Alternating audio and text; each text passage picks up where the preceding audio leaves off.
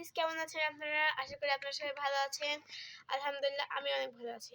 আজকে আমি আপনাদের সাথে শেয়ার করব আমার পড়ার টেবিলে গুছিয়ে রাখা একটি সুন্দর জিনিস। তো জিনিসটা হলো এটা, এবং এটার নাম কিন্তু আপনাদের কমেন্টে বলে যেতে হবে। চলুন এবার এটা কিভাবে আমি বানিয়েছি এটা আপনাদের দেখানো যাক। তো আমি আমার বোনকে নিয়ে শুরু করছি এবং আপনারা দেখুন। তো তার জন্য আমি এখানে নিয়ে নিয়েছি কালার পেপার, এবং আমি কোন কালারটা চুজ করবো এটা আমার বোন বলে দেবে।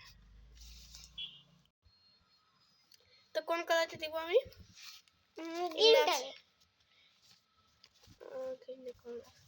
এখানে আছে গ্রিন, ইয়েলো এবং কমলা। তোমার কোন কালারটা পছন্দ? আমার কমলাটা। ঠিক আছে, তাহলে কমলা কালারটা শুরু করা যাক গাইস।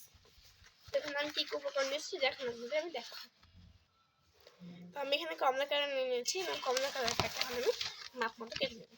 ওইটা যেহেতু ছোট এবং আমি এখানে বড় করবো, তার জন্য আমি এখানে সাইজ মতো কেটে নেব। এটা একটু স্টপে রাখলাম। তো আমি এখানে 5 থেকে 11 সেন্টিমিটারে লম্বা লম্বি একটি বড় আকার কেটে নিয়েছি কাগজ। এখন আমি এই কাগজটা ভাঁজ করবো। তো ভাঁজ করে নিতে হবে, এবার আমি এটা দেখিয়ে দিচ্ছি আপনাদের। তো ফার্স্টে ফার্স্টে অর্ধেক ভাঁজ করে নেব, এবং এটা সমান সমান ভাবে ভাঁজ করতে হবে, না হলে আমাদের এটা নষ্ট হয়ে যাবে। এইভাবে অর্ধেক ভাঁজ করে নেওয়ার পরে এরকম ভাবে আর একটি ছোট বড় আকারের মতো করে ভাঁজ করে নেব। এখন আমরা এইটা এমন ভাবে ভাঁজ করে নেব, কোন ভাবে ঘুরির মতো করে ভাঁজ করে নেব, যাতে করে এটি ত্রিভুজ শেপ হয়ে যায়। এরপরে আমরা এটাকে খুলে নেব। তো এটা খোলার পরে আমরা দেখতে পাবো এরকম এক্স আকৃতির একটা কিছু তৈরি হয়ে গেছে। এখন আমরা এখানে পেন্সিল দিয়ে আর্ট করব। তো এখন আমরা এই যে এই দাগের এখান থেকে একটু ফাঁকা রেখে এভাবে লম্বা লম্বা করে দাগ টানবো, এবং এই দিক থেকে এমন ভাবে আকৃতিটা আমরা কেটে নেব। বন্ধ করিস না।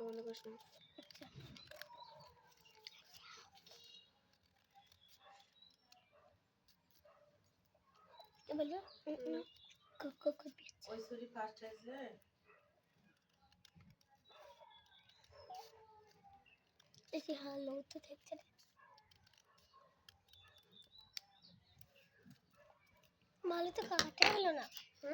কাটা হলে আমরা এমন ভাবে দেখতে পাবো, এবং এটা আমি খুলে দেখাবো এখন। তো খোলার পরে এমন লাগবে, এবং এখন আমরা এরকম করে এই ত্রিভুজের মাঝখান দিয়ে একটু আর্ট করে নেব। এই যে ত্রিভুজ শেপ কেটে নিয়ে ত্রিভুজ আকৃতি এঁকে নিয়েছি, এবং এদিক থেকে একটি এটা হবে না, এই চিকন থেকে চিকন করে একটা দাগ টেনে নেব। এখন এটা আমরা কেটে নেব। তো কাটার পরে এটা এমন দেখতে লাগবে, এবং এখন আমরা এই 4টে কোণাকে ভাঁজ করব।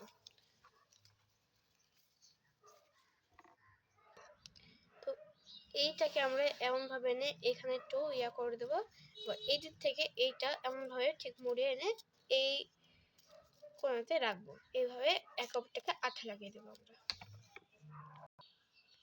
তো ভাঁজ করার পরে এটা এমন দেখতে লাগবে, এমনের পরে আমরা এটা এইভাবে এনে এইখানে এইভাবে আঠা মারিয়ে দেব। বুঝতে না পারলে আমি আবারও বলে দিচ্ছি যে এরকম থাকবে, এবং এই জিনিসটা আমরা এই পাশ দিয়ে এমন করে ভাঁজ করে নেব, এবং দিয়ে এই জায়গাটায় আমরা আঠা মেরে দেবো। বন্ধ করে দিলাম তো আগে।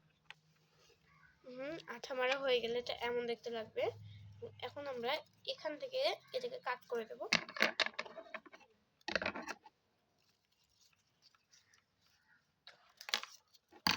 কাট করে দিলাম।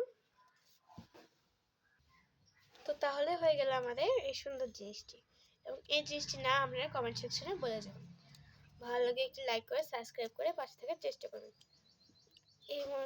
এখন এ পর্যন্ত ছিল। Bye bye.